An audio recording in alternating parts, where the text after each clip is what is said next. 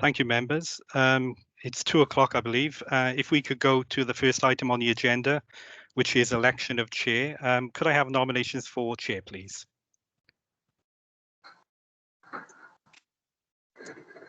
Any nominations for chair, please? I'm quite happy to propose Anne Webb. Okay. Are there any other nominations? I'll second Anne Webb. Okay, no other nominations. So bearing in mind that we only have one nomination, is there anyone against Councillor Webb being chair? If not, I will ask Councillor Webb to take the chair. Thank you, Councillor Webb. If you'd like to take the chair, please. Oh, thank you very much, Richard. Thank you very much, and good afternoon, everybody. Right, if we can take the next item on the agenda, please, which is the appointment of vice chair.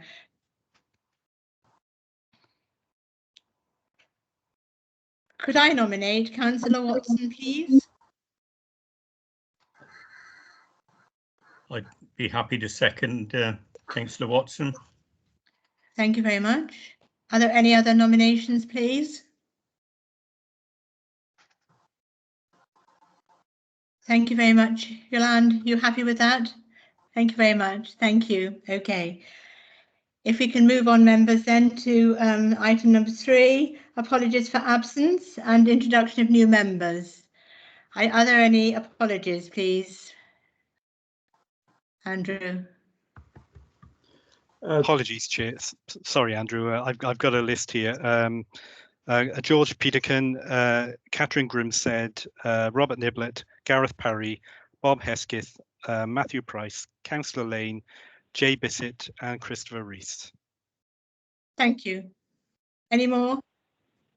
Thank you very much. For me, can I just welcome 2 new members from Monmouthshire? I don't know if there are any other members, Andrew, but if we can welcome, please, Councillor Chris Edwards and Councillor Matt Feekins, who are here this afternoon. Are there any other new members, please, Andrew, that we should be welcoming here? Not new members as such. We've got a couple of guests and yeah, people joined us. Obviously, we've got Sam Taylor and Holly Sisley, who shortly will be doing the presentation. We have Councillor Alyssa Swinglehurst, who used to sit on the JAC, many of you will remember, and is now the chair of the Wine Nutrient Management Board, and Adam Taylor from Gwent Wildlife Trust as well. Presumably, Adam, you're here on behalf, or yes, for Andrew Nixon, who was also representing the wildlife trusts. But yeah. Yeah, if that's okay, Andrew, that'd be, yeah, if you don't mind me sitting in. Not at all. No. Welcome, Adam, as well. Thank you very much. If we move on to item 5, then, are there any questions from the public, Andrew, please? No, we've had none logged. If we look then towards the minutes of the previous meeting, which seems a long time ago now, the 5th of July, if we can please look at that, members, you've had time to look at them, I'm sure.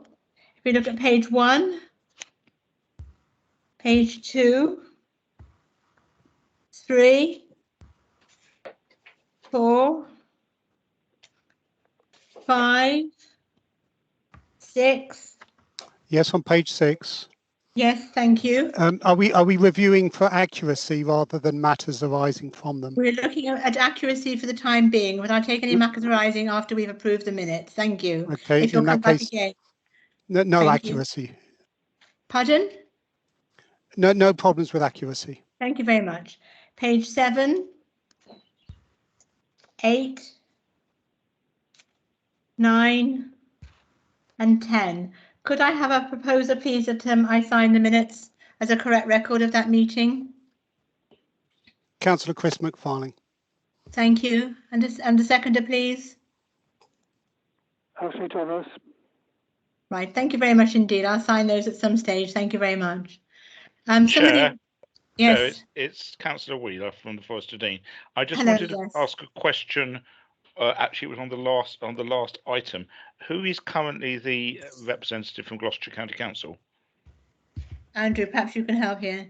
Yes, we haven't had any sort of update or nominations from Gloucestershire County Council. I'm certainly aware Chris was successful in at the elections and replaced Patrick Molyneux, but yes, I'm afraid Gloucestershire County Council hasn't advised us of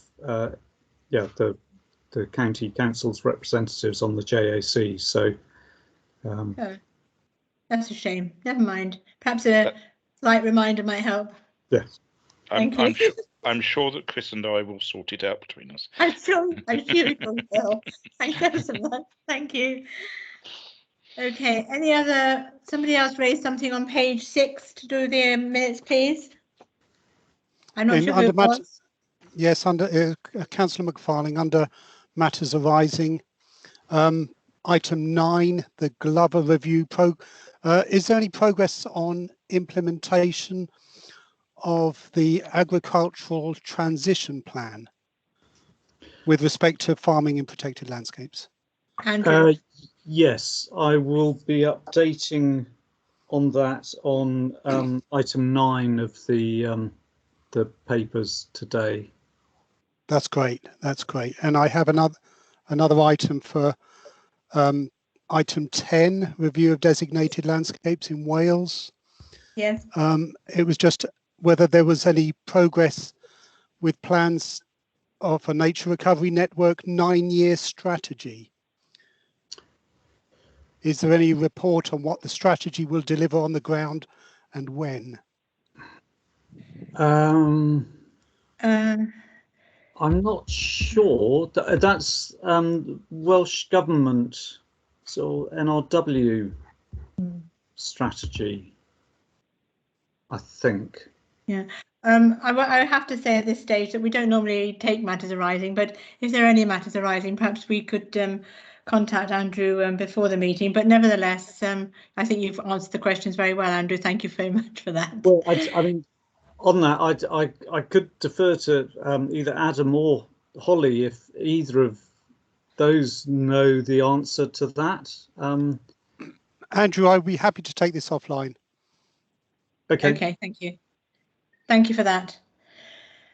Thank you. That concludes that item then. And so we move on to item 7, please. Water quality presentations.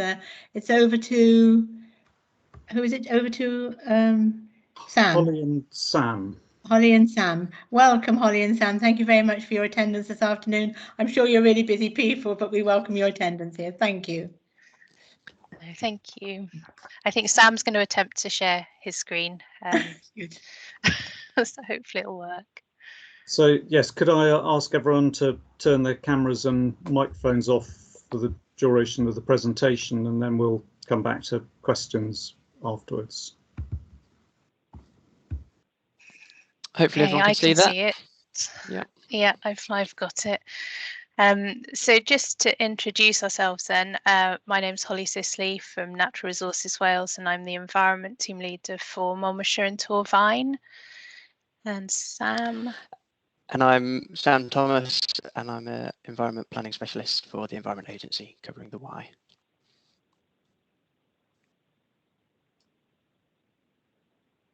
Do you want to go on to the next slide, Sam?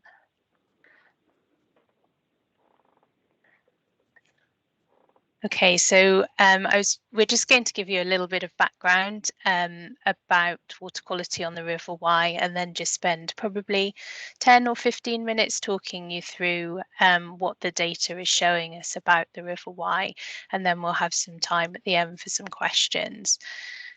So the River Wye, as it says, is protected by 2 key pieces of legislation. So that is the Water Environment Regulations. They came into force in 2017, replacing the Water Framework Directive, which was European legislation. And then also the Conservation of Habitats and Species Regulation. Again, that's replaced the Habitats Regulation. the Conservation of Habitats and Species regulation only applies to the sections of the Y that are actually notified as special areas of conservation.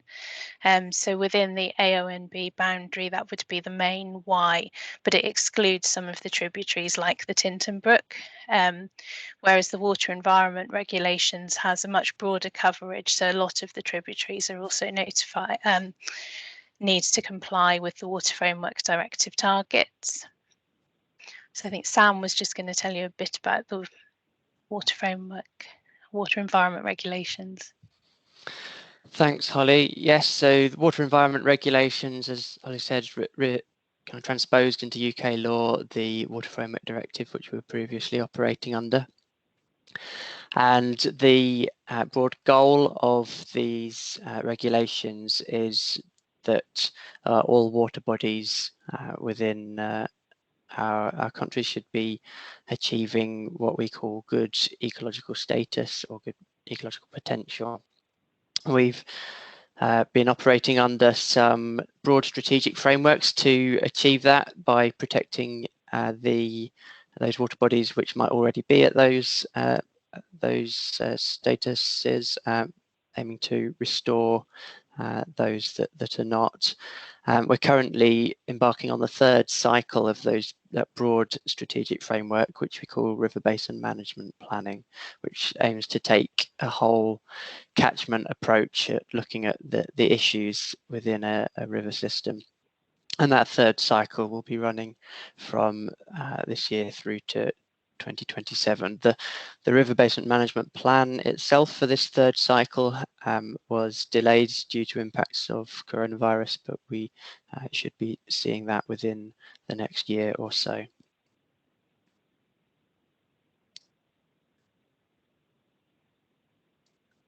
So the way that we talk about water quality and the health of our rivers under these regulations, under the Water Framework Directive as it was originally set out, we talk about status bands. So we generally talk about the status of a water body overall as either high, good, moderate, poor, or bad.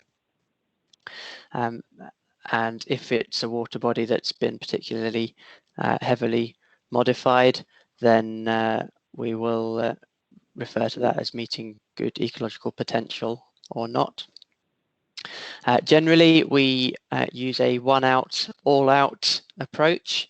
So we'll classify based on the lowest scoring quality element. So we'll be assessing a number of different quality elements, from biological quality elements such as fish, plant life, invertebrates, diatoms, some of the water chemistry, which we'll go into in a bit, things like phosphate, dissolved oxygen in the water, and some key chemical pollutants as well.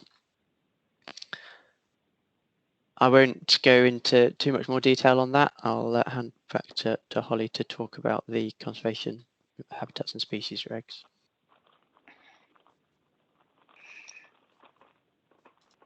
Do you want to move on to the next slide, Sam? Sorry.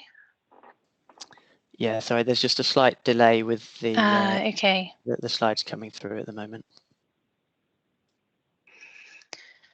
Okay, so the Conservation of Habitats and Species regulation, again, this is the European directive transposed into European law, into British law. So the objective is to protect biodiversity through the conservation of natural habitats and species. So these sites are notified because they should be the best examples of different types of habitats. So obviously the River Wye has been selected for a variety of different features. So the specific features like salmon, but then also plant species like ranunculus included within the notification, and it's that means that this site qualifies to be a special area of conservation. So as I've said, special areas of conservation have additional protections, which means that any plan or project with the potential to impact upon a SAC requires what we'd call a habitats regulation assessment. And each then special area of conservation also has a core management plan. Within the core management plan, there's water quality targets that are set for each site. Just wait for the next slide. So there was a review of the water quality standards, and the JNCC, which is the Joint Nature Conservation Committee, which is the umbrella body for conservation agencies, reviewed the targets that the water bodies would have. This process led to much tighter water quality targets. I'm sure some of you will have seen publication talking about SAC failures or SAC failures of water bodies, and a lot of that links to the real tightening of these targets. So we've been working through, as Natural England, a process of updating all of our core management plans for the water bodies. As I said, we have been reviewing now compliance against the new targets. And as we go through the water quality presentation, then I'll show you kind of some of the impacts of this review. We've currently only completed a review against the new phosphate targets, but aim to publish results of the additional targets throughout the rest of the year.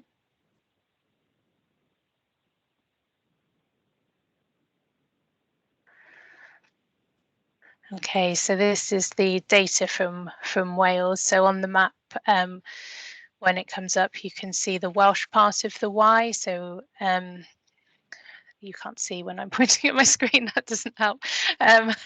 So we've obviously got Chepstow at the mouth down at the bottom of the presentation. So this just slide shows ammonia for Water Framework Directive classification. So as you can see, most of the Y and its tributaries are all achieving high status, which as the target is to achieve good, then obviously the Y is predominantly passing for ammonia. The one failure that we have is for ammonia on the Norton Brook, and that's linked to a sewage works which will be upgraded within the next AMP, which is Asset Management Plan for Welsh Water. Next one. Okay, so biological oxygen demand, again, most of the tributaries are either good or high, so there's not really any particular concerns that we have about water bodies for their biological oxygen demand.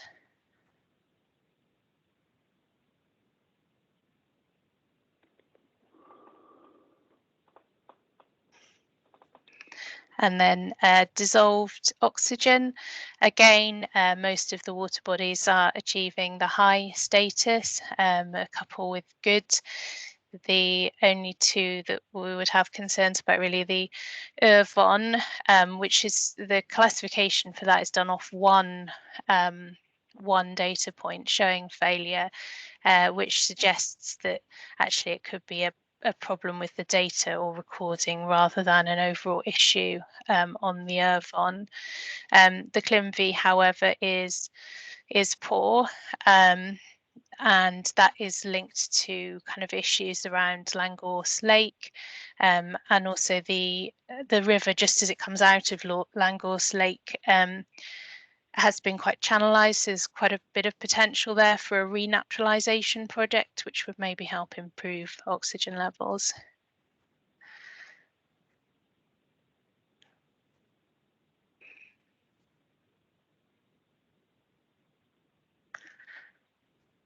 Okay, so phosphate data. So this is where it starts to get, I guess, a bit more interesting. You can see we've got quite a few water bodies that are no longer achieving high or good status. We've got quite a few that have been labelled here that show moderate or poor or water bodies. This data is the Water Framework Directive classification data. So that uses a slightly older data set because it was published in 2018. So if we go to the next slide, it will show the SAC classification data for the Upper Wye. And again, we're finding some quite significant and concerning failures for phosphate in the Upper Wye. Yeah, so if we go on to the next slide. I mean, you've probably heard phosphate talked about quite a lot in the media. It's been quite widely publicised, I think, in response to the algal growth that we've witnessed in the environment. So I was just putting in a little bit about phosphorus. So phosphorus is an essential and potent nutrient for plants, but too much can start to cause ecological issues. You know, particularly it can promote the growth of species like algae, and that kind of then can take over the freshwater ecosystem.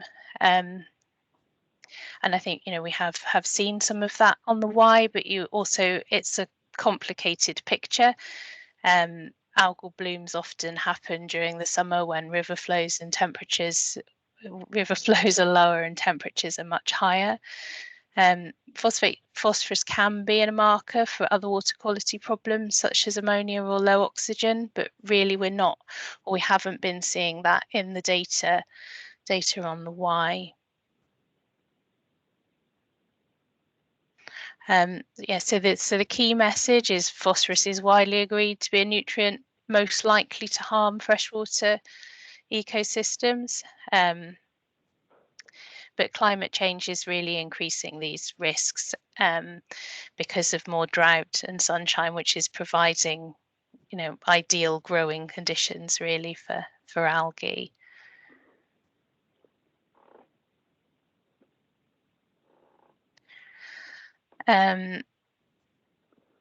Okay, so this slide really is linked to the planning responses. So obviously we've published the phosphate data, and now planning authorities have a duty to consider the impacts of any developments on the phosphate status of the river.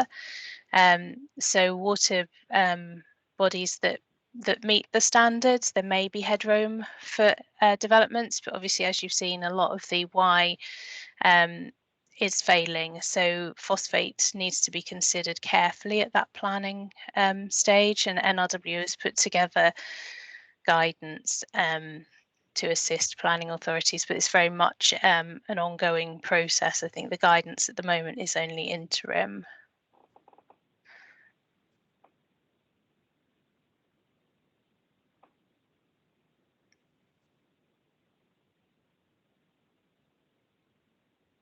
Apologies for the delays with the slides changing. That is an internet connection thing, I think, rather than anything else. Don't worry.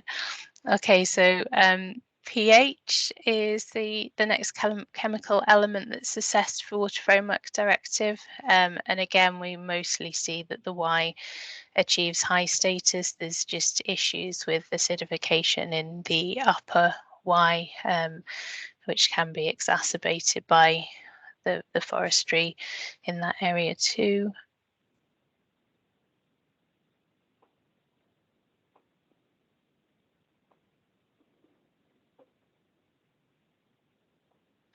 And then on to temperature. Again, you know, there's no failures here that we're concerned about.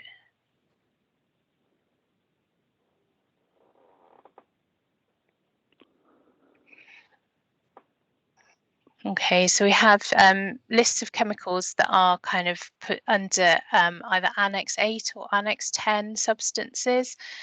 So Annex 8 here includes zinc, which does cause the Upper Wye or the Tyreneg to be moderate, and that is due to abandoned mines. And then under Annex 10, again, we see some bad status, which is caused again by abandoned mines predominantly, and maybe a lab issue.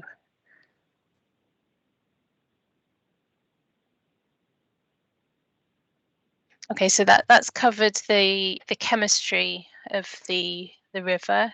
So then the published ecology is, for invertebrates here we have, most are achieving, so either good or high status. But we do have a couple of issues, again linked to acidification and metal mines predominantly, as well as one failure that was unknown reason.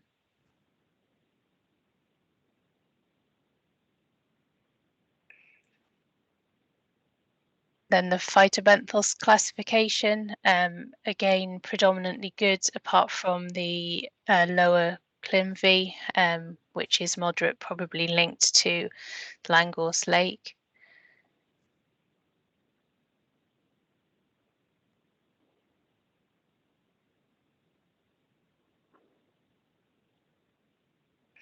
And then moving on to macrophytes, we see a few more water bodies here that are only moderate or poor.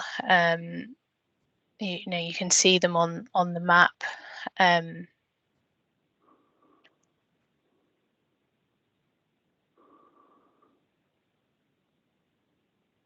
then the 2016 fish data, we've got some bad here, or also poor. A lot of the fish failures are due to barriers to migration, because migratory fish are one of the species that would be assessed. So we have been working through a program to try and address some of these barriers. I think if we move on, so this is the 2019 data, a bit more up to date, but we are still seeing many water bodies that aren't achieving good status. Okay, so all of those elements then are put together, and as Sam mentioned at the beginning, we look to the lowest status to give the water body its overall classification. So you can see there 36% of the Wye and its tributaries were good in 2018, whereas 46% moderate, 16 poor and 2% bad. So it's it's obviously quite a poor picture, and something that we have been looking to address. So this has got the reasons for that we think is causing the water bodies to fail. So you can see that agriculture and rural land management is the top reason that we have for failure, but then second is barriers for fish migration. So that's things like weirs that have been installed. Historically, it's actually quite a big job involving capital works to go in and remove those. But then there's also kind of more natural issues like acidification that we kind of need maybe slightly different projects to try and address.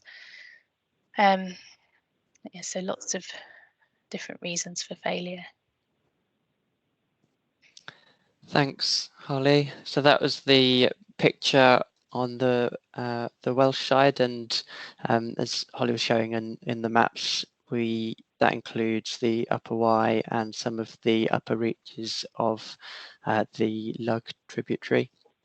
If we look into England now and some of the lower catchments, see what the picture is, and broadly we'll see similar issues here. So if we look at the overall classification, a similar picture. So the latest classification in England was in 2019, and we have across the board water bodies that are either moderate or below. I'll come on to the reason for that in just a moment. When we look at the elements that are actually failing, so looking beneath the surface, because when we think about the one out, all out picture, it inevitably presents us with a pessimistic view, because we see the worst performing element. But when we look at all of the metrics, all the elements that we're measuring, so across that, whilst none of the water bodies overall are at good status, then it's only 13% of the elements that we assess that are causing those failures. So we can that gives us a slightly different view and shows that there's some common factors that are causing water bodies overall to fail. When we break that down into the elements that we do see driving those failures, and the sectors that our investigations have apportioned the reasons to, we find that some of the elements that are driving this, there's two real categories, I suppose. So we have some chemicals, notably mercury and its compounds, PBDEs and PFOS, which generally derive from road runoff, and these have driven a lot of new failures in our latest round of classification, because we now have available new methods, new technologies for being able to detect these chemicals in the tissues of biota living in the water, which we didn't have available previously. So we're now able to detect these, and we weren't previously. And there are ongoing national investigations and actions to address these issues. When we look beyond those chemicals, we see the same story that Holly presented, where the deteriorations that we see and the majority of the failing elements that we see are down due to phosphate issues. So that's nutrients from whatever source. And that's reflected in the macrophytes and the phytobenthos, which is algal diatoms.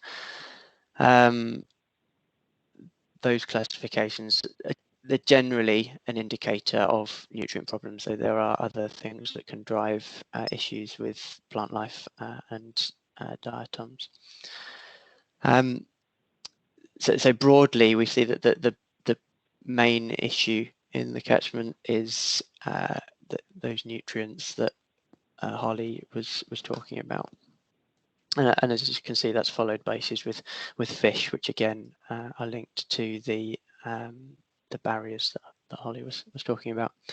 When we look at the activities, breaking it down, going beyond the sectors that might be responsible and causing some of these issues, the kind of activities and specific issues that our investigations have found are the predominant cause for a lot of these issues is around livestock and nutrient management in agriculture. Discharge from sewage treatment works, and as Holly mentioned, barriers to fish migration and the general continuity of movement of sediment and invertebrates and other things through the system. So let's look at what this looks like on the map in England. So macrophytes and phytobenthos, as I said, generally an indicator of nutrient issues, though there are other things that drive this. And you can see a few catchments that are worse than others, but across the board in England, this is an issue that we're wrestling with. And the picture is very similar with phosphate, that generally we find on the main channel of the Y, the dilution there means that phosphate is less of an issue through that main channel, though there certainly still is issues to be addressed there, but certainly the tributaries, phosphate inputs and issues around sewage treatment work inputs and runoff from agriculture and other land uses is a big issue, and something that there's a lot of work ongoing to get to grips with, as I'm sure a lot of you are already aware. When we look at the water bodies that have been classified for fish, we're constrained in some of these water bodies by the size and the physical ability to carry out fish surveys to a particular standard. So we don't classify every water body for fish, but the data here again shows a similar picture that Holly showed, where the barriers that we find do contribute to some of the issues. Though in some of these water bodies, it is diffuse inputs and water quality issues that are driving some of these problems, with us not seeing the fish species that we'd expect. Beyond those elements, generally the picture across the Y is very promising and good, and the Y does remain one of the best examples of a river in the country, and it is a beautiful and really precious example of a river in the whole of the UK, really. Has its challenges, and it's, as Holly mentioned around the designation as the SAC, that how special the Y is does drive a particular look at the issues that the catchment is facing. So yeah, as you can see, there's a few isolated issues with some of the other elements that we measure for, but generally the problem primarily revolves around nutrients. One of the things to note on some of the lower reaches, and particularly the main Y through the AONB, is the temperature classification, that we do have problems with the temperature of the water through that section, and at the moment there is particularly high water temperatures through that section.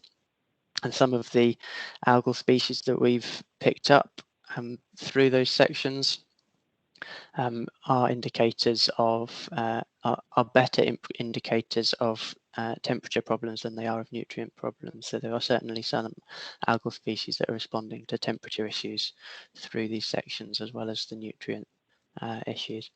I just wanted to touch briefly on the groundwater situation. We have two groundwater bodies, one on the Welsh side, one on the English side, and again it's a similar picture for groundwater, that the failure of the water body is driven by the general chemical test, and again that's down to nutrient management and diffuse inputs of nutrients. Holly talked about the compliance with targets for the special area of conservation on the Welsh side. If we look at that in England as well, at the moment, so the green dots on the map are monitoring points where we're currently complying with the targets, and that's through the main Y. It's generally quite there's not much headroom there at all, but they are just about complying with those targets. But where we see the problems is the tributary, the Lug, and further up there where we have the targets exceeded by quite some way, and that's an example chart of the measurements that we have at the most downstream point on the River Lug, just before it joins the main Y downstream of Hereford, and you can see the amount of time that it's above the threshold for the SAC target. Through we model all of the inputs of phosphate into the catchment to try and apportion between the various sources that there are from different agricultural sectors, water company inputs, private sewage treatment work, septic tanks, etc. And that modelling shows broadly across the whole catchment, and this is averaged out, the the largest proportion of the source of phosphate is from agriculture, and that's predominantly from livestock farming, so from material spread on the land there for the growing of grass, etc. And there is probably about a third of the source of phosphate apportioned to sewage treatment works, and there's an ongoing investment cycle with the water companies to address those, and in the next cycle of asset management plans with the water company there.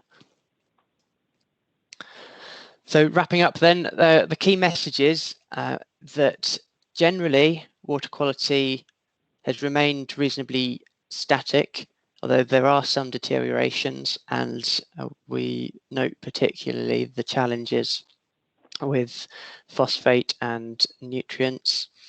There are some standout problems that appear around some chemical classifications, but these don't mean that the water quality has deteriorated, but we're getting better at testing for those chemicals, and there are investigations and national measures in place to address those issues.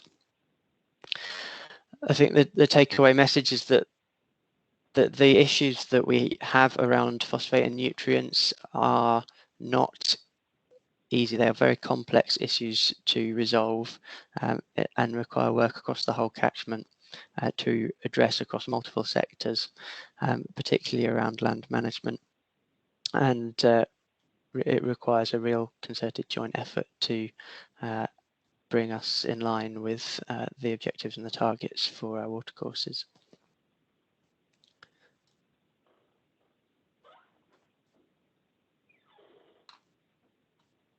So I'll just pass over to Holly as she can talk you through briefly the Waterwatch Wales website that you're able to get more information on.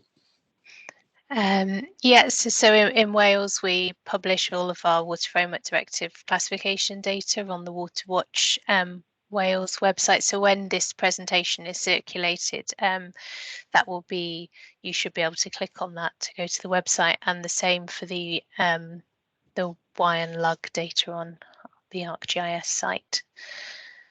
So I think that was it, but we are happy to take questions if anybody has any. Thank you both so much for these presentations. They were really, really good and very, very interesting. I think a few of us members have seen quite a few presentations on this particular subject, and I was really finding it very interesting. Now, as you read in the chat bar, that Richard is going to send this presentation on to you all, because I think Councillor McFarlane is having problems, but anyway, he'll be interested to look at this when he receives it. Can I just ask one question? Can we share these presentations with anybody, or is it just at the moment for this group of people here? The data on mine isn't restricted, it's all published data, so I'm happy for you to send it. I might just need to check the presenter's notes. So if you just circulate the slides, that's fine if it's sent as a PDF, but I just need to see what I wrote in presenter's notes. Who knows? Okay. Is the same for you, Sam? Or? Yeah, again, on the slides, the data is all freely available on environment.data.gov.uk, the Catchment Data Explorer there, so feel free to share my slides. Yeah. Thank you very much. And the key messages are very important. It's a complex problem, as you have said. Thank you so much, both of you. Are there any questions, members? I can see Yolande has her hand up. Thank you very much. Come in. Thank you. Thanks, Chair. I think I was third in the line. I think there were two before me. You? Yes, I'm afraid so. I think it was AT, and someone else. Sorry, so I'll wait my turn. Okay, thank you very much. I've got Colin and Chris then, please. Thank you. Sorry. Colin, would you like to come in and ask your question, please? Yes, it's just a clarification, really. I mean, obviously, from your presentation, phosphates seem to be one of the key elements, certainly coming in from the upper reaches, and agriculture is playing in particular, livestock farming is playing a very significant part in that phosphate contribution. Is this a tendency that you are seeing which is of recent years, or has phosphates been a problem for some time but we haven't recognized it? That's the first question. And the other one is, I notice this business of mercury. Now, I would have thought by now that mercury would not have been something which we should have been worried about in terms of it arriving in river flows. Now, where's it coming from? Because it infers that there's a source. Is it coming from animal medication that's being applied still, or is it some other source? What is the source? Because it needs to be stopped, obviously. Yeah, as I say, so with the mercury and the other elements there, it's not that it's a new source, but that we're now able to detect it in the tissues of some living things. So it's most likely, the investigation is ongoing, most likely it's issues that have long since been dealt with, but those investigations are ongoing. Yeah. So if I may come back in there. So are you saying that the mercury really is something which is leaching? It's a leach, which probably comes from way back, and it's present and it's leaching into the water courses and eventually into the Y. I mean, I recognize that in chemistry we have far more sensitive equipment to measure trace elements of chemicals these days than we used to. So what's the explanation? Yeah, so as I say, so with those elements, so we're picking them up in the tissues kind of bioaccumulated in living organisms. So, and if you do keep your eyes on .gov website and the Environment Agency, then there are national investigations underway at the moment to look at those elements, because this is kind of last year's round of classification effectively, and those investigations and kind of apportioning the reasons, that's all underway at the moment. So there should be more information on that being published nationally. So going back to the phosphates, where is it because of modern practice rather than older practice? And that's leading to increased phosphates and hence blooming. So, do you want me to? I think we've known that phosphates are an issue within kind of the aquatic ecosystems for quite a long time, so this certainly isn't something new. In terms of failures, we have had the targets that have been adjusted. Both, I think they were changed for the Water Framework Directive as well as the Habitats Directive. So we've got new tighter targets, but you know, and it's difficult because some people could say, you know, it's just down to the targets being tighter, but in reality, we have seen issues with phosphate for, you know, a long period of time. Have farming practices changed? I don't know that we've seen evidence of that. I think we are seeing slight changes in weather patterns, which maybe can exacerbate some issues. So we've had a lot of high rainfall events, particularly in Wales. We've had quite a lot of flooding, which can cause obviously soils and sediments to wash into the rivers. There's also a series of kind of studies now looking at how that phosphate, when it's in kind of river gravel systems, can then remobilize into the water column. So I think some of it is very much ongoing research, so I can't really give you the answers, and it is a really complicated picture, but something that we've known is an issue for a long time. Thank you, Holly. Thank you, Colin, for those comments and those questions. Thank you. If I could move on to Councillor McFarlane, please. Thank you, Anne. And thank you, Holly and Sam, for an excellent presentation. Sadly, I couldn't see any of the slides or maps, but hopefully I'll cross-reference them when I receive them. My question is really about the health of the Y. In the reports, in the presentations that you've given, it is obvious that nutrient levels, particularly phosphate, are causing decreased oxygen levels, higher temperatures, and increased nutrient levels. And this is causing algal blooms, which have a deleterious effect on the bottom of the food chain, particularly the phytoplankton, but also the invertebrates. If the invertebrates and the bottom of the food chain are being impacted or degenerating or dying at a serious rate, have we got time to save the Y? And I say that because in the sewage discharge situation, the water companies have been put in upgrades in the next AMP. The next AMP is 5 years away. And in the meantime, we know, and also in many of your statistics, you're referring to 2018 or 2016. We know that last year, the algal blooms were rampant and rife across the Y in 2020. And it seems to me as though the health of the Y is at risk of failing. And therefore the Y as a living organism, if you want, is dying. Is there any way we can instill a sense of urgency that we need to, restore as much as possible, so that particularly migratory species are able to survive their migration and maintain, and reproduce, so that we don't have a break in the cycle for about 5 years whilst we put the land management issues, the phosphates and the sewage discharge into a better position. I know this is a bit of a long question, but I'm partly shocked and extremely saddened to feel that the river that I live nearby is dying, and we didn't see this coming. And in order to remedy it, we're going to have to wait for a few years in order to do so. Thank you.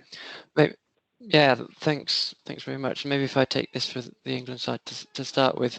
So I think you raised some really good points there, and I think we recognise the need for a sense of urgency, and I think I would be safe in saying that sense of urgency has been instilled already.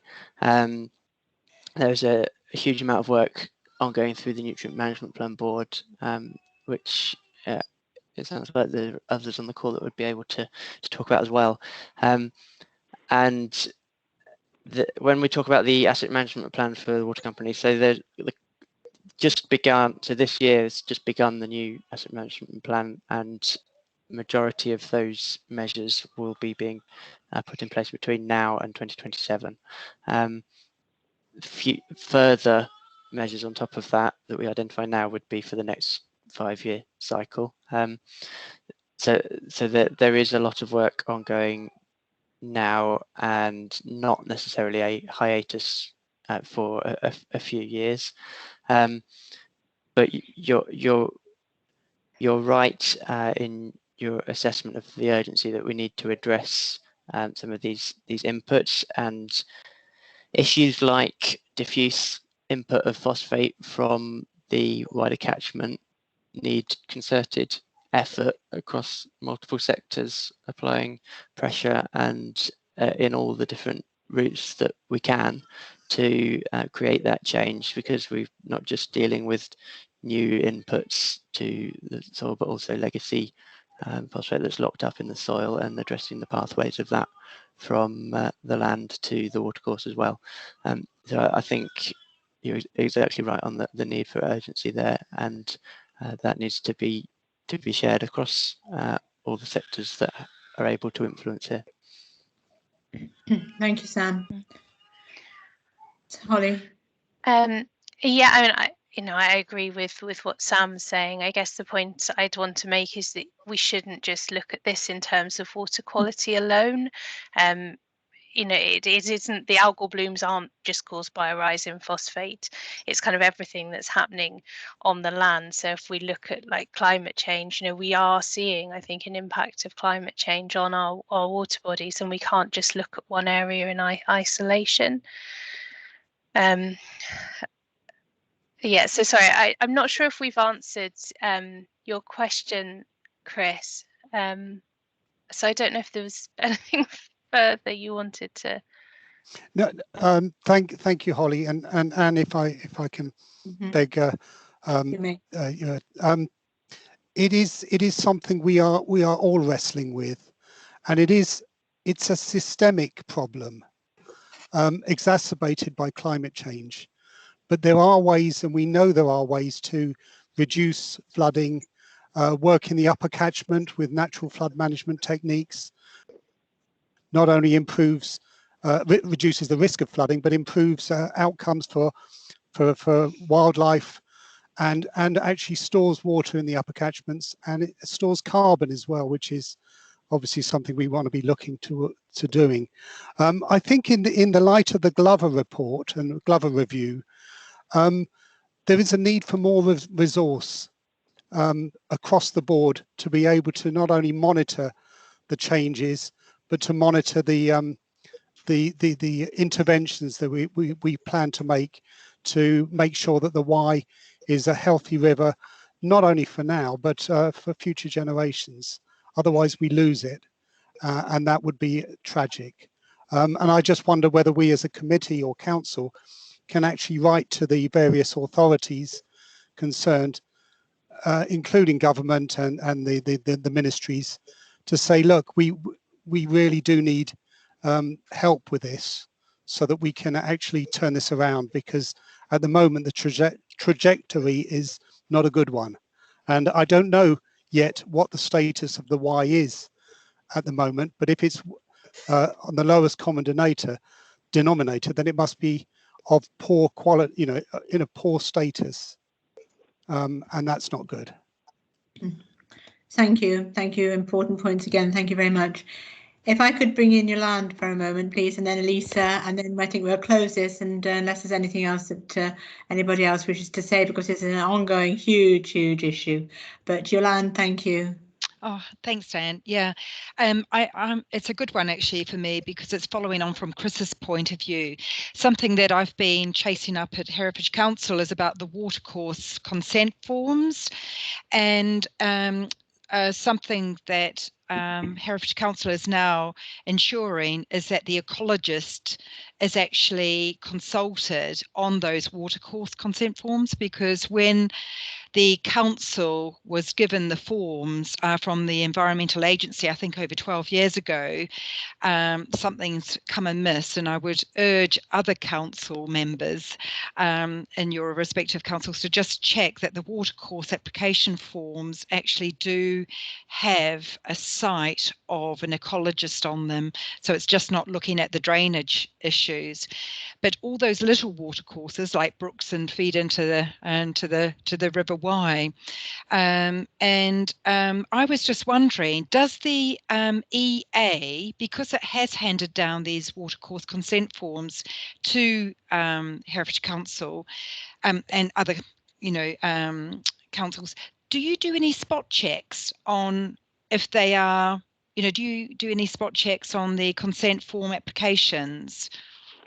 Or is it just kind of like that, a handover? Because something that I'm really concerned about is that, being a nurse, little veins feed into big arteries. And so I think that they're all interconnected. And coming from New Zealand actually gives, has given rivers actual human status, because they recognise how important they are for the ecology of the environment and for ourselves. So yeah, long question, short answer. So thanks. Yeah. I think my answer is going to be slightly unsatisfactory, because I'm not familiar with those water body consent forms. In terms of the Environment Agency's role in the planning process, then it our role revolves around the activities that we permit under the environmental permitting regulations, and we would be advising where activities relate to that. I'm afraid I don't know the answer to your question around the historic handover of those responsibilities and whether there are current spot checks. I would imagine that would be something to ask the council about, to see what the current arrangements are. From our side, there's nothing that happens. No, okay. It was really kind of like, if you don't mind finding out for me, Sam, because I'd like to find out from your perspective about what your expectations are of the local planning authorities, because we don't actually see, councillors don't actually see the site of these watercourse consent forms, so it actually goes through our subcontractor of BPLP. But if you could find out from your side, I can use a pincer movement of from both sides. Thanks. Yeah, I can take that. Thank you. Sorry, Sam, we're giving you a job. Thank you. Elisa, would you like to come in, please? Thanks very much. And for those who don't know me, I'm the chair of the Nutrient Management Board, which is a partnership board charged with trying to get the river back to favourable conservation status, particularly with regard to phosphate. So I'm just going to pick up on one or two things that sort of occurred to me listening to Sam and Holly. So, in the context of climate change, yes, there are a lot of other things to look at. Why do we look at nutrient? Because when the algal bloom happened, we could see the devastating effect that has on the river's ecology. And it takes a number of factors to create that algal bloom, and temperature and low flow and sunlight. We can't do a great deal about that, not really. However, we can do something about nutrient, which is the other ingredient, and that's why the focus is on phosphate, which is the troublesome nutrient principally. There was a question I thought quite interesting about how long-standing is this issue. It's fairly long-standing, and which is why we also have an interesting sort of study coming forward from the University of Leeds and Lancaster looking at legacy phosphate. In other words, the soils of the Wye are full of phosphate already, but it is not enough to just simply say this is a legacy issue, because it's estimated that the soil input is exceeding the crop and grass demand by about 34%, which is a surplus of 7.7 kilograms of phosphate per hectare per year, every year, that we don't need, that's being added to the already fairly chock-a-block phosphate-full soils of the Wye. And it was also noticed that the phosphate mobilizes in peak events, which was sort of contrary to the dilution is the solution to pollution thinking, particularly in the lowland arable. So it is complicated. There are a lot of different things coming together and creating this particular problem. The over-application of manures may be related to the superabundance of phosphate-rich manure within the catchment due to recent developments and changes in farming. I agree there needs to be a sense of urgency. Do we have a sense of urgency?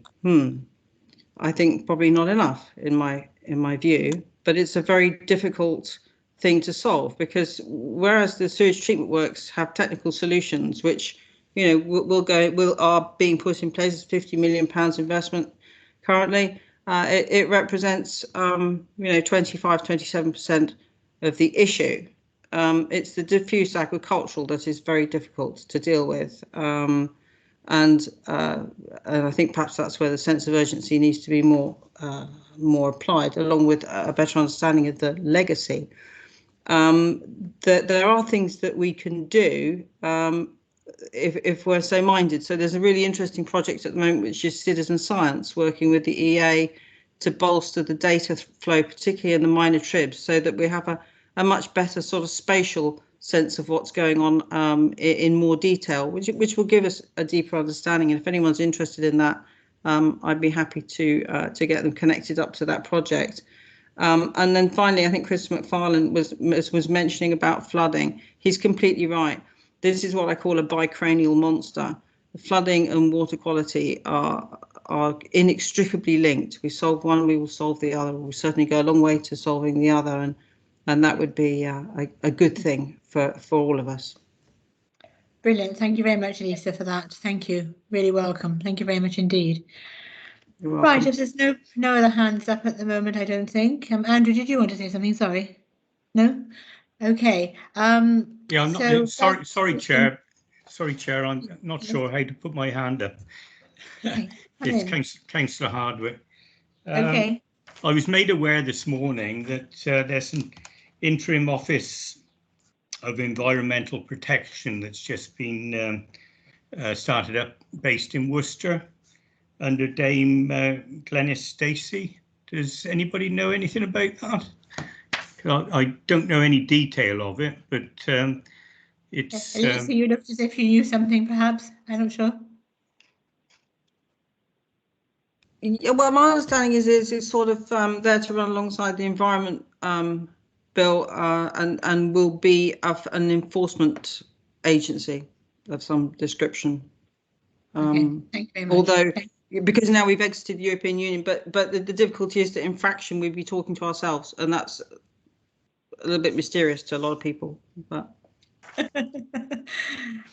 thank you very much. Well, this paper is for noting, and before we finish, thank you, Sam, thank you, Holly, and thank you, Elisa, for the input that you've all made this afternoon. Really important, and we look forward to receiving copies of the slides sometime. Thank you so much.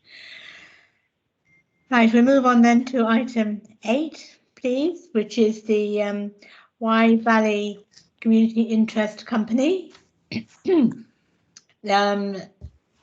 Andrew, I think you're taking this item. Thank you very much. Yolanda, are you still wishing to speak? Sorry, you've still got your hand up. Did you want to? Thank you. Sorry, Andrew. Okay, good.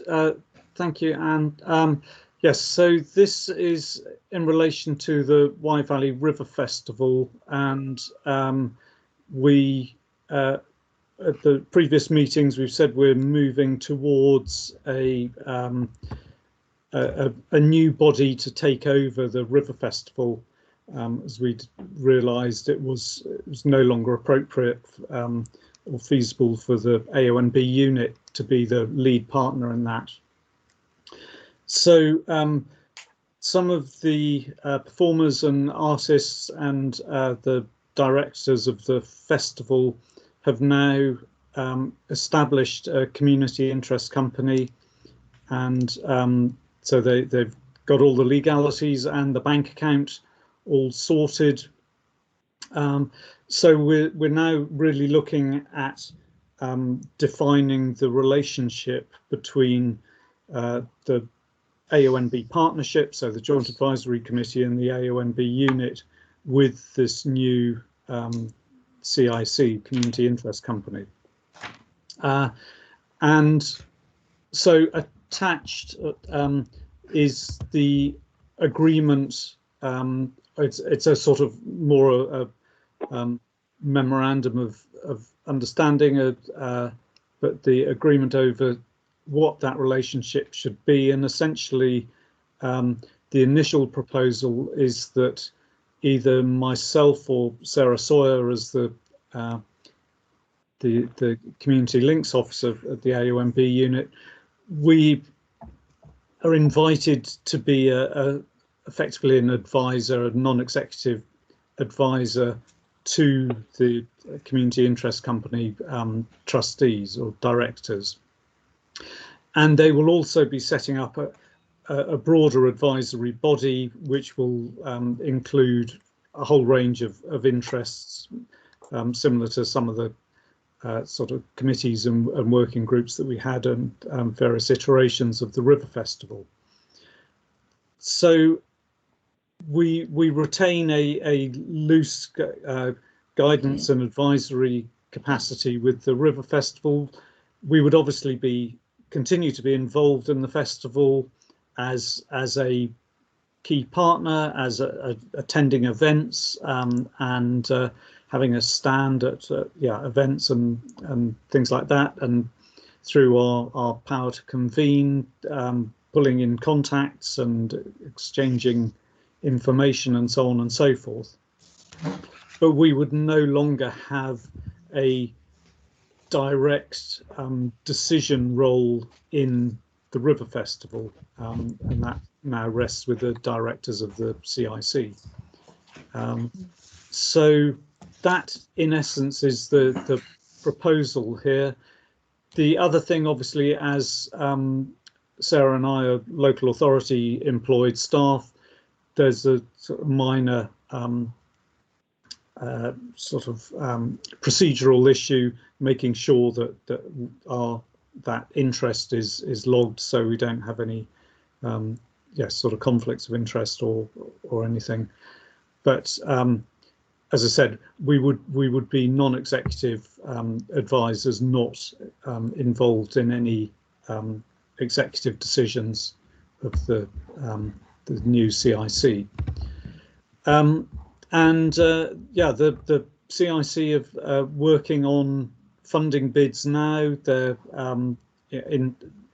aspiration is to put on a festival next year, but they also want to put on more smaller events throughout the year or at different times of year, so to effectively bring more art into the Wye Valley, which I think is an exciting aspect and evolution of the River Festival. So the two recommendations there, Chairman: one, to formally welcome the establishment of the CIC, and the other to endorse the working agreement. Thank you, Andrew. I mean, this River Festival has evolved into something really big now, and has taken a huge amount of your time, hasn't it? Your staffing time, and I think it's the right time to move on, as most things do. Just one thing, I hope they keep in touch with town and community councils, the community interest company, which is so important to help towards the funding and for the interest part of it as far as the community is concerned. Thank you for that. Are there any questions, or are members happy to vote this through, please? Any proposals or seconders or any questions, please? Thank you, Yolanda. Yeah, I just have a quick question, Andrew. Is that when I looked at the documents, is that will there be a report or a reporting to the Joint Advisory Committee on what is happening, or is that going to just sit with you? It was really about the feedback loop Yeah, no, very good question. No, we would certainly intend to keep reporting back to the JAC.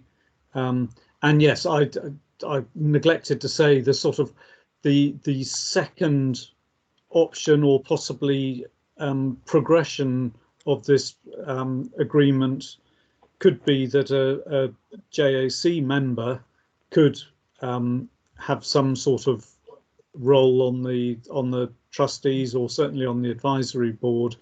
But I think we felt that it's probably to start with was easier and more efficient to keep it at an officer level, as you know, from the expertise, to be able to share the expertise we've built up. But certainly I would be more than happy to continue to report back to this committee on the Wye Valley River Festival, because I hope it will continue to be a major feature in the calendar and activities of the Wye Valley and the AONB. Thank you. Yeah, and could I just ask, could then that be an addendum to your working arrange, to actually have that there will be a report, maybe, every 3 months or 6 months or something? It's just so that it covers that it shows that working arrangement around feedback loops, if that's okay. Thanks, Andrew. Thank you. Lisa, you've still got your hand up here. I'm not sure if you wanted to mention anything. No, perhaps not. Right, can I have a proposal for the recommendations, please? It's on page 13, as Andrew has outlined. Thank you, David. Thank you, Richard. No abstentions or anybody against. Thank you very much indeed. Thank you, Andrew, for all the work that you put into that. Thank you. Right, moving on to agenda item 9, which is the Glover Review on Farming in Protected Landscapes programme, and also the responses from the National Association and also the expectations. If we can take this all as one item, please, Andrew. Thank you. Yes, quite a lot to sort of cover or get your heads round, but the Farming in Protected Landscapes programme was initially referred to in the Agricultural Transition Plan, which came out last November, and we reported that to the last meeting. We've been expecting the launch of the Farming in Protected Landscapes programme. We originally understood it was going to start in April, but delayed for various reasons. But there was a written ministerial statement on the 24th of June, which is partly announcing the government's response to the Glover Review, but also launching the Farming in Protected Landscapes programme. And so there's a number of aspects out of those two items. The National Association has responded to that and the subsequent announcement by Natural England as well, and so I appended those for people's interest. But essentially the government is looking to run a consultation later this year on a number of items relating to the Glover Review and how to take them forward. And so we're waiting to hear or waiting to see what those specific items will be. And there was a suggestion even that there may be a need for new legislation, which could be programmed in for next year. And so we assume that may be augmenting the purposes of AONBs or changing the establishment of this National Landscape Service, which may have some of Natural England's powers, or strengthening Section 85, duty of regard, and things like that. So there are a number of aspects in the Glover Review that would need legislative change to take forward. So there's a suggestion that there may be consultation on that later in the year. And then Natural England, as the government's advisors on landscape, have also been tasked with, through the Glover Review, with looking at further designations of AONBs and also speeding up the designation process. So they put out an announcement on the 24th of June as well, saying that they are looking at, they're currently working on the extension of the Surrey Hills AONB. Then they have also an extension to the Chilterns AONB, and then they've announced potential 2 new AONBs in the Yorkshire Wolds and the Cheshire Sandstone Ridge. And I suppose I could boldly say, I think third or fourth on that list of new AONBs might be the Forest of Dean. Certainly on previous lists I'd seen it was somewhere thereabouts. So it will be very interesting to see with this revised or re-incentivized programme of designation, where that takes us over. I mean, I still don't know how fast it will be over the next 5 to 10 years, I suppose. But Natural England have been given more resources to move on this designation process. So that's the sort of the main thrust of the Glover Review. And then in addition, the Farming and Protected Landscapes programme was launched, which does address one of the Glover recommendations. So each AONB and national park in England have been given an allocation, and as well as a sort of an admin budget to grant to farmers and landowners. So there's an application process for farmers and landowners to apply. We will establish an assessment panel to determine these applications, and we have just over 170,000 for this financial year to be able to give out to grants to farmers and landowners. So it's very exciting, and you know, a great opportunity for the area. And the main criteria on page 21, the papers are to focus on 4 areas of climate, nature, people and place. And so the scheme officially opened on the 1st of July, but we have yet to set up the assessment panel, and the process has largely been provided by DEFRA. We have huge amounts of literature, background information on how to run the scheme, and so appended is the DEFRA guidance or expectations on how the local assessment panel should be set up. So the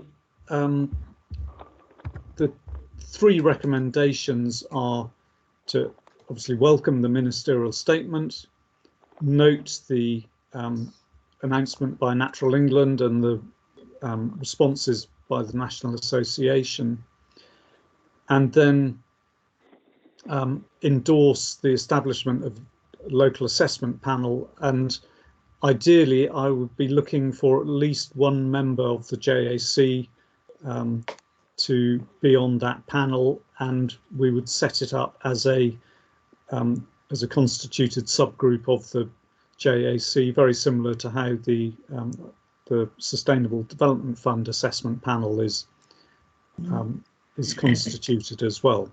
And then we will be recruiting a farm advisor to assist with applicants and yeah, help run the scheme. So I'm more than happy to answer any questions. There's like I said, there's a lot of information and new new features and new programs in that. Thank you, Chair. Thank you, Andrew, for the work that you've put into that. Thank you very much indeed. Yes, Yolande, you have a question. Thank you. Yes, hi, sorry. Andrew, just 2 very quick questions. First one is that I'm assuming that there's going to be a press release, isn't there, about these grants and, you know, how people can apply. And the second one, I thought that there was talk about the Golden Valley being a designated AONB or an extension into the Golden Valley. I thought that was in the Glover Review. I haven't reread the Glover Review more recently, and I've so yeah. What's happened to the Golden Valley? It's still golden. It's there's a long list. There was an appendix or an annex in the Glover Review that certainly included, I think, a Herefordshire Marches, it was called. I can't remember whether it was Golden Valley specifically, and also the Forest of Dean was on that list. So interestingly, the Cheshire Sandstone Ridge wasn't on that list to my knowledge, but the Yorkshire Wolds was. So this seems to have taken the top slice of that list, and yes, and as I said, Natural England have been empowered to take this forward, but there is still a longer list of, let's say, unfinished AONB designation business to deal with.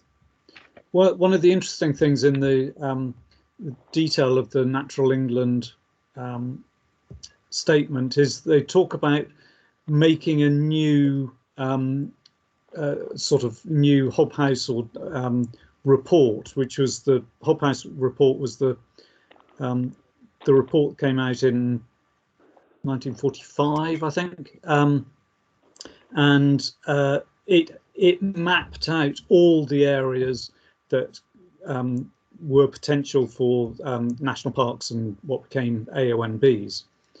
So they're talking about actually doing that again, so mapping out all the potential areas.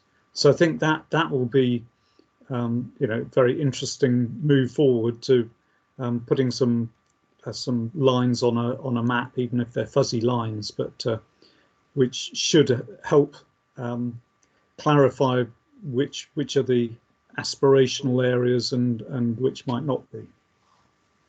Thank you, David. I'm sure you're excited to hear all this news about the Forest of Dean possibility. Thank you. Come in now. Thank you. Thank you. It's a question to Andrew, really. We've heard about the Golden Valley and we know about the Forest of Dean. Is there a difference in the procedure for registering these in terms of if they are extensions to existing AONBs or entirely new AONBs in their own rights? I mean, I don't think logistically that the Wye Valley AONB could sort of take on the whole of the Forest of Dean and still remain the Wye Valley AONB.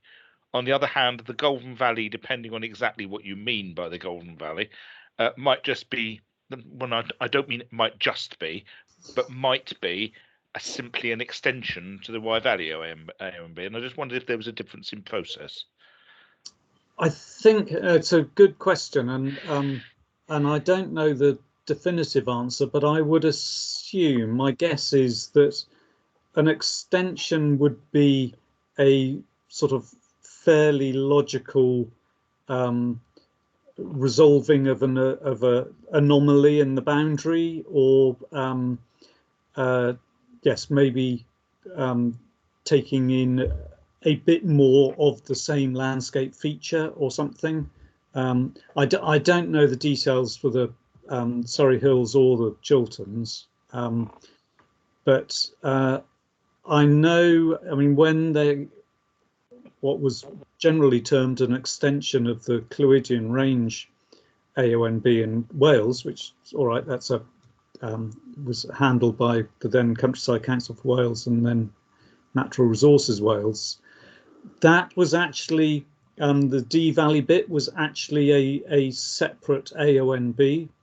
So although everyone called it an extension because it was contiguous, it was actually just a full new AONB designation, and then the two were welded together. So I would definitely see that as the logical thing to do in the Forest of Dean. Designate the AONB if it's contiguous, and if it's makes sense to manage it all as one area, well, that's a separate issue to the designation. Right.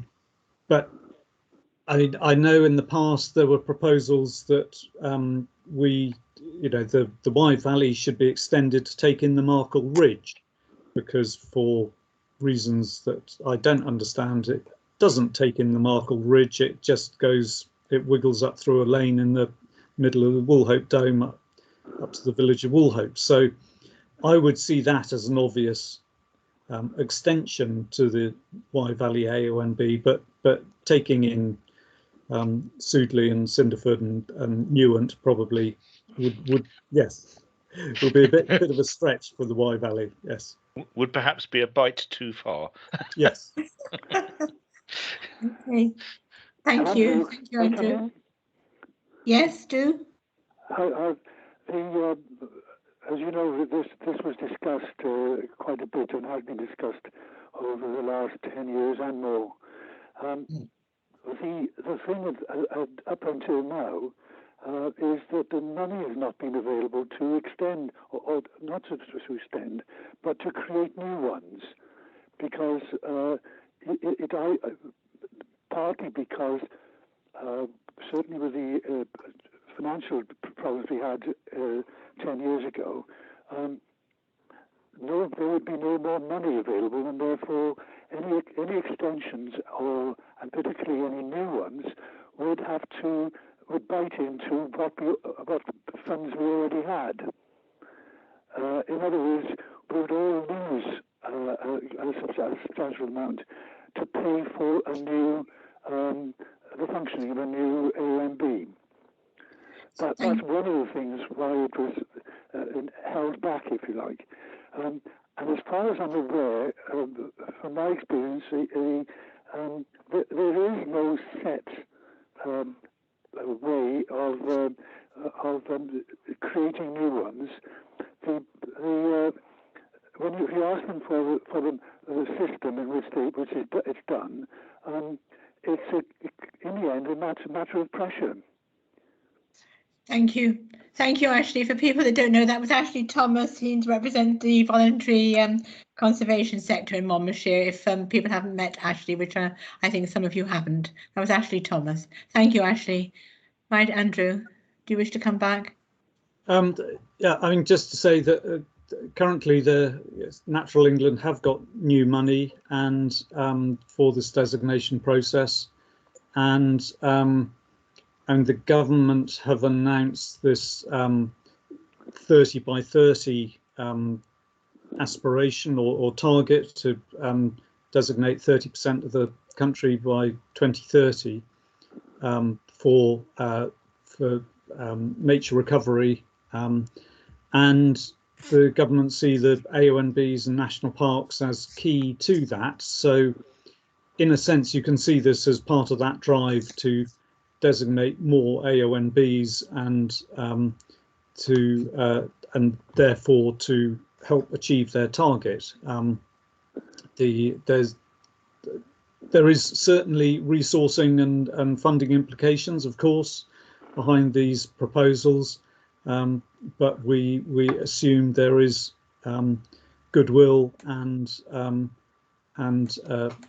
support right through government for delivering this at the moment. Thank you. If we can, members, please move to the recommendations, please, as Andrew has outlined. If I can have a proposer, please, and a seconder.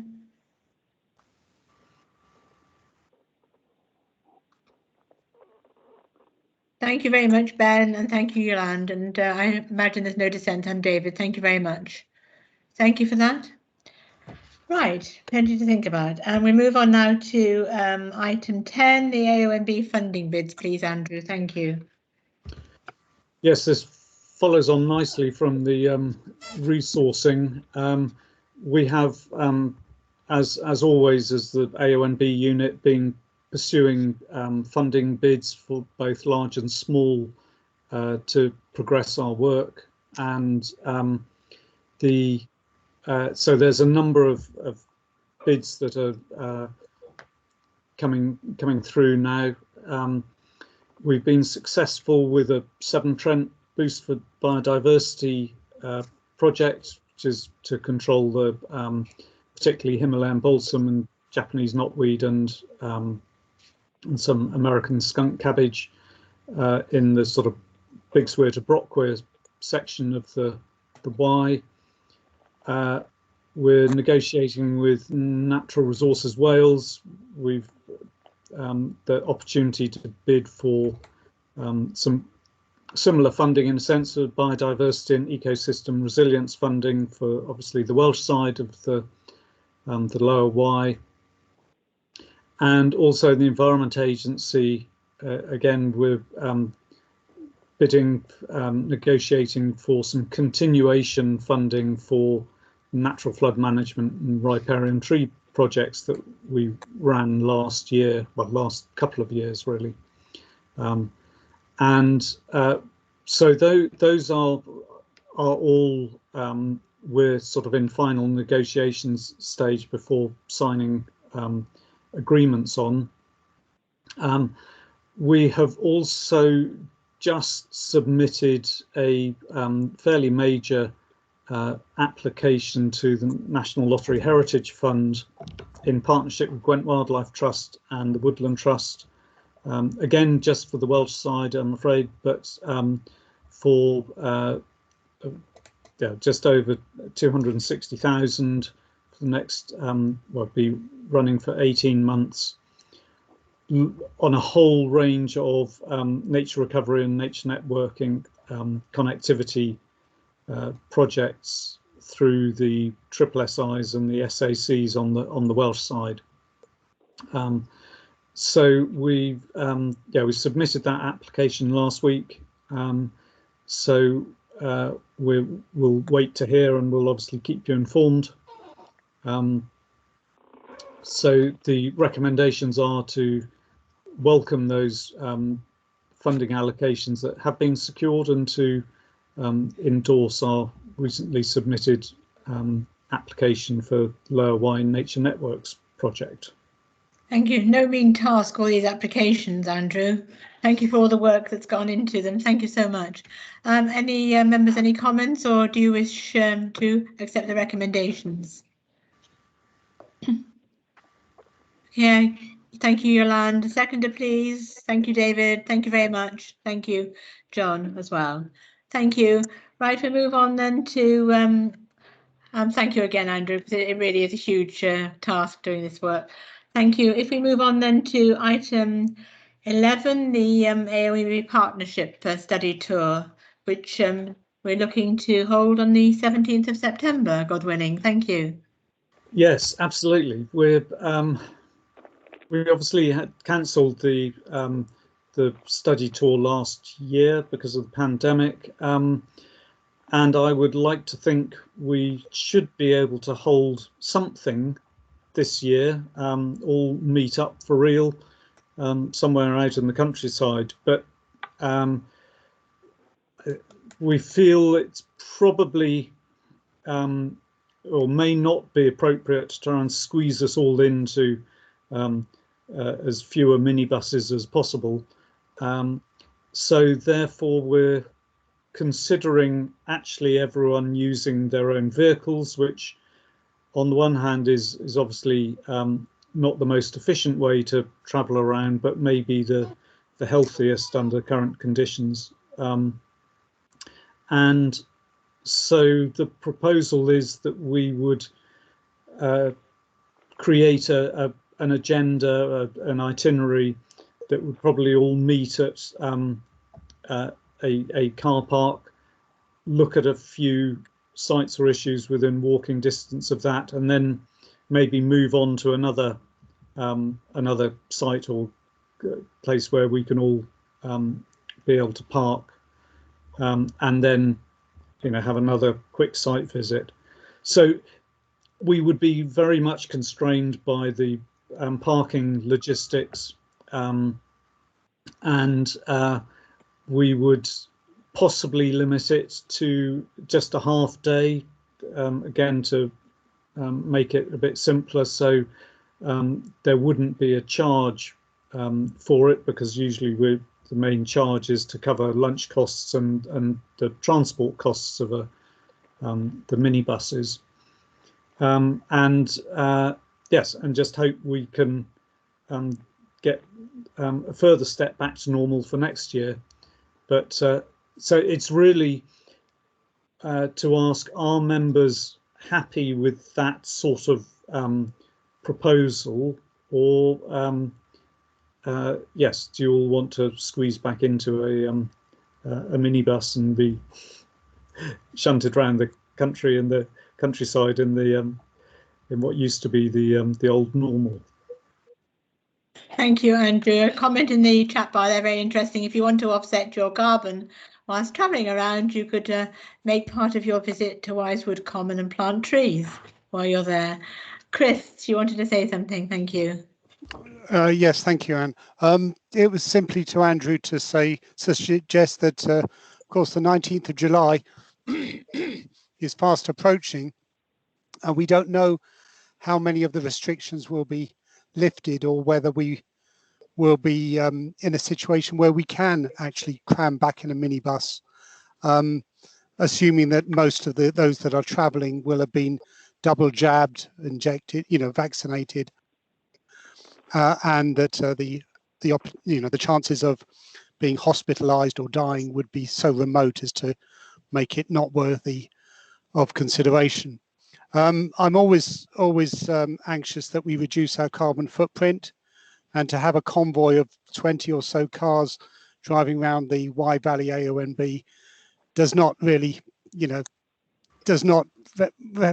is slightly hypocritical in that respect. But I would see what the situation is closer to the time, maybe towards the middle of August, and reconsider a minibus option. Thank you.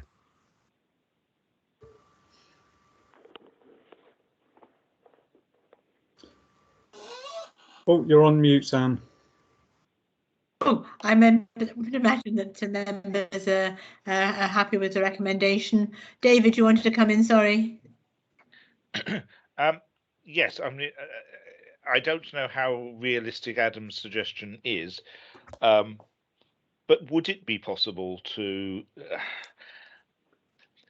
have it not so much as a let's go and look at things trip, but let's go and see something in action?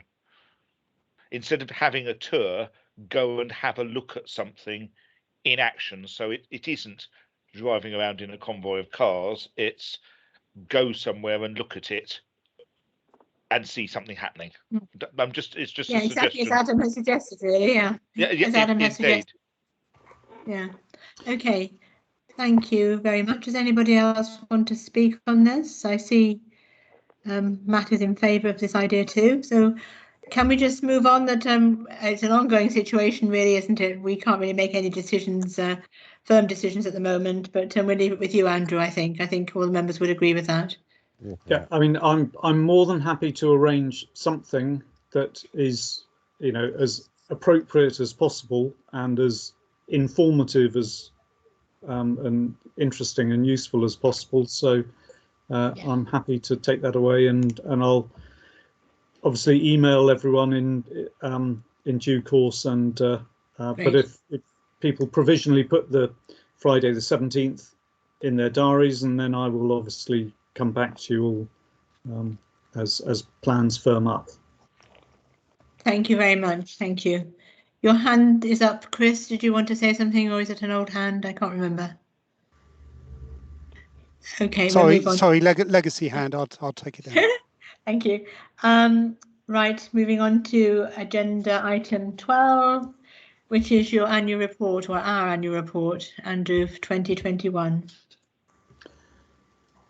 Yes, I'm afraid we usually present a tabulated list of achievements against the work programme, which we've haven't managed to finalise at this stage. But I thought, well, it would still be appropriate to. We've obviously closed the accounts, so we've got the budget figures for last financial year, and so certainly present those, and yes, to give you an idea of a little bit of a flavour of what we've been doing and how that expenditure goes. And yes, bearing in mind this did include most of the Wye Valley River Festival 2020, albeit reimagined, but so that always inflates the budgets a little bit. But yes, very pleased to say that in terms of the local authorities, for every pound that the local authorities contributed, we were levering in more than £12 into the area. And yes, so I would intend to bring the table of achievements to the next JAC for everyone to see. But that gives you a little bit of a flavour of what we did and what we spent the money on. Thank you, Chair. I'm sure all members welcome the report, as you said, and we await the finalised annual report in later on for 2021, the finalised report. Thank you very much. I'm sure all members are happy with that, unless there's any hand showing, please. Thank you very much. Thank you, Andrew, for that as well. Agenda item 13. The SDF funding and the HCF AONB fund, please, Andrew. Thank you. This is for information only. Yes, so it's just an update feedback on applications, particularly for the Sustainable Development Fund on the Welsh side. So we've had 4 applications approved, and but yeah, we've still got a healthy amount there for to receive applications. So on the Welsh side, anyone got any projects or ideas or feedback through to community councils and community groups, don't hesitate to let us know. There's a much smaller amount available. So yes, we've got 57,000 available in the Sustainable Development Fund. In the Herefordshire Community Foundation Wye Valley AONB Fund, there's less than 3,000 in the flow-through funding, but the endowment fund is obviously building. So we've said this year we can use some of that interest in the endowment fund for applications, but that still only gives us about 6,000 for applications. But yeah, we're open for applications on both. Obviously, we now also have the Farming and Protected Landscapes grant on the English side, so we would expect any sort of landscape or nature-based projects and initiatives may well be better directed to the Farming and Protected Landscapes programme, but there may still be small community projects that would be applicable to the Wye Valley AONB fund. But anyway, it's for information, and as I said, any ideas for projects, don't hesitate to get in touch with us. It's early in the year yet, but perhaps towards Christmas time or halfway through the year, we could perhaps put a small advert in if applications aren't being made. Andrew, thank you. So that item is for information, members. We'll move on then to item 14, which is the National Association of AONB's update. Thank you. Again, for information, the Landscapes for Life conference, so the National AONB conference, is later this week online, although hosted by the Devon AONBs, and myself and Nick Critchley and Nikki Moore and the team will all be attending.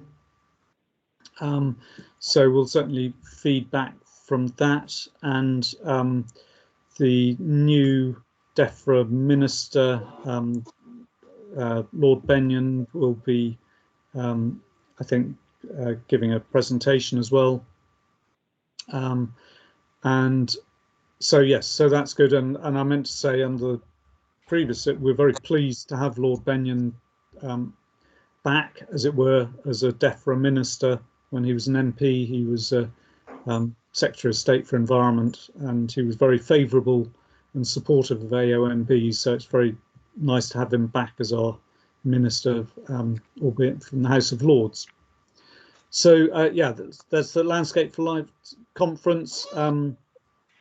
Again, because it's online, I'm sure there's still places available if anyone wants to see or follow that link through for the programme and what's going on.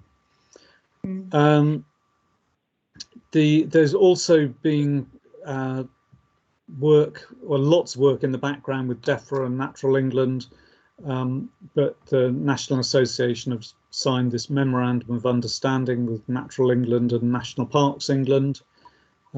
So that's a joint statement on taking work forward. So that's available, and there's a new chief executive who's been recruited for the National Association, and of course Ashley was chairman of the National Association when Howard Davis was appointed. I think over 10 years ago now. Howard is stepping down, and John Watkins has been appointed as his successor, and it's actually quite exciting for us on the Welsh side of the AONB, because John Watkins used to be the Welsh Government lead officer for national parks and AONBs. So we know that he will represent interests very well in the National Association. So yeah, that's good. And I've worked with John quite a lot over the review of designated landscapes in Wales. So I'm very pleased to be able to work with him again. Yes, the new strategic plan for the National Association is launched, which I attached for people's interest as well. So thank you. So you won't be having a Devon cream tea for the moment. What a shame. What a shame. No, I'll be having Herefordshire one in lieu of the Devonshire one, I think. Good.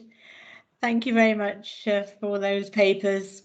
Moving swiftly on to item 15, the AONB updates. If you have any, please, Andrew. I wanted to say a couple of things as well. Yeah, just very briefly. I mean, I've given a short paragraph on a number of updates there. Probably two highlights to mention. We have appointed a Lower Wye nature recovery officer who starts in a couple of weeks, and she's a young woman from Lidbrook, so previously worked with Herefordshire Wildlife Trust, and so yeah, very exciting to have a new person starting with the AONB team, and yeah, they'll be working predominantly on the Welsh side. But we're still in this, well, like everyone, we're still working from home, but even if we're told that we're able to go back and to the office, we can't, because the refurbishment of the AONB office is still ongoing, so it's still a building site, and will be probably until September. So, but I'm very excited to bring you all to our new refurbished offices in due course. Whether that'll be part of the AONB tour or not, I don't know, but anyway, it's looking lovely and should be much warmer and much more easy to heat and everything than it was previously. Yeah, I have been by, and I think there's a lot of work going on, but the hedges are overlapping the pavements a bit, Andrew, which I've made sure that Monmouthshire know about. Not your responsibility. Anyway, there we are. Just one thing I wanted to mention, that one member is particularly concerned about planning applications. So can I draw this to particularly local authority members? If they actually have anything in their list which they're advised of quite often with regard to any planning application in the AONB, could they please notify Andrew? I think at the moment Andrew has a lot of on his agenda, and I think that we owe it to him to point out any that we think are particularly relevant for comments. But perhaps we might put this on the next agenda if it's not too full, but we'll look at that towards the next meeting, which is in November, I think, isn't it? Yeah. Thank you very much, Andrew. Are you happy with that? Yes, yeah. I mean, we did, as part of the annual report, we usually do a bit of a report on the planning and planning responses, and we do monitor the planning applications in the AONB as best we can. So I do certainly welcome if any ward members or members of the public have any concerns about a planning application, do feel free to alert me, and then we may have noted it and may be looking at it, but sometimes our systems aren't completely watertight. And of course the other thing is that we don't actually monitor applications outside the AONB usually, and so it's just because it's really hard to filter. It's hard enough to keep tabs of all the ones in the AONB, let alone the ones outside the AONB. But if any ward members or people know of applications that they think might have an impact on the AONB, or the setting of the AONB, then do let me know, because I'm more likely to miss those than the ones in the AONB. Yeah, thank you, Andrew. Thank you. Yolande?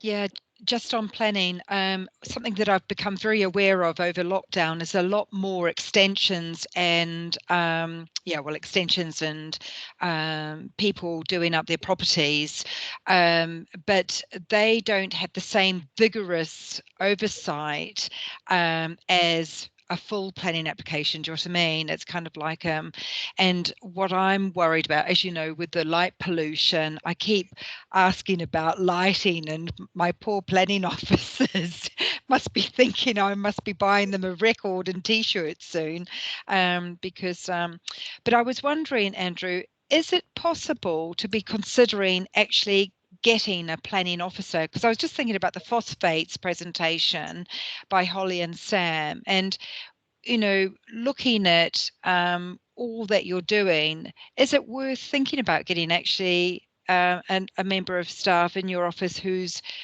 focus is like planning issues, licensing, but how we go about that? So it's ready for the next meeting, but it's something, it's got my mind going, that to actually have someone that could support your team, it takes the pressure off you. Yeah, perhaps we can leave that to the next meeting when you've had plenty of time to look into this, Andrew, unless you want to say anything now. Well, all I will say is I think about it much of the time when I'm looking at the amount of planning applications I have to look at. Yes, we have. It obviously comes down to resources, as does resourcing the local authority planning departments, and currently there aren't the resources within our budgets to employ a planning officer, and we have requested, certainly to Welsh Government, that each AONB should have a planning officer. And again, in the Glover review, there was recommendations that AONB should have a stronger role in planning. But it does come down to resources and obviously priorities. I could cut one of my active staff and employ a planner instead, but that means that we do less on the ground and more on planning. It's very hard. I would like to think that the planning departments are all doing a fantastic job, and there's no need for us to comment on from an AONB perspective. But of course, I know and fully appreciate the pressures that all the planning departments are under, and so we then become a sort of a second line safety net in some respects. But it is all down to resourcing, unfortunately. Thank you, David. Councillor Wheeler. Thank you, Anne. Yes, I mean, I think Andrew has just summed up what I was actually about to say. I am actually chairman of the Forest of Dean Planning Committee, and at the moment, as we move out of lockdown, the number of applications coming in, just as Landy says, for little extensions all over the place, and these one one unit residential dwellings, and Andrew, the AONB almost shouldn't be taking a great deal of interest in those unless they're very controversial, because to my mind the AONB and Andrew should be looking at strategically big developments, 10 houses or more within the AONB and stuff like that, because quite frankly, if Andrew had to look at every single application in the AONB, his head would explode. Yeah. Thank you. Well, thank you very much, Andrew. The date of the next meeting, which is on the 1st of November. And can I take this opportunity to thank you all for attending this really interesting afternoon. For you, Andrew, for arranging everything, and please give our best wishes to all your team who are working away from the office at the moment. So thank you all. Thank you. Anne? Yes. Anne?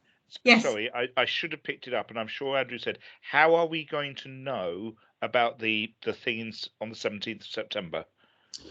I will be emailing everyone, and we'll probably wait until the 19th of July to start with, and then after that we'll start to sort of firm up our proposals. But I will be emailing.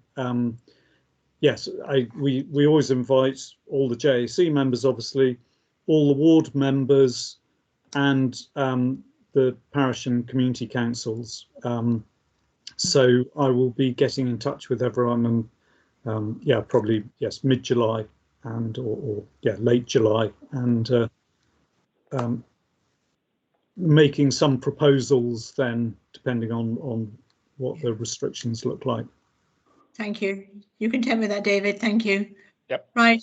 We'll call the meeting to a close now. It's just after 4 o'clock, and thank you very much. Bye, everybody. Thank you, Anne. Bye. See you soon. Bye. Bye.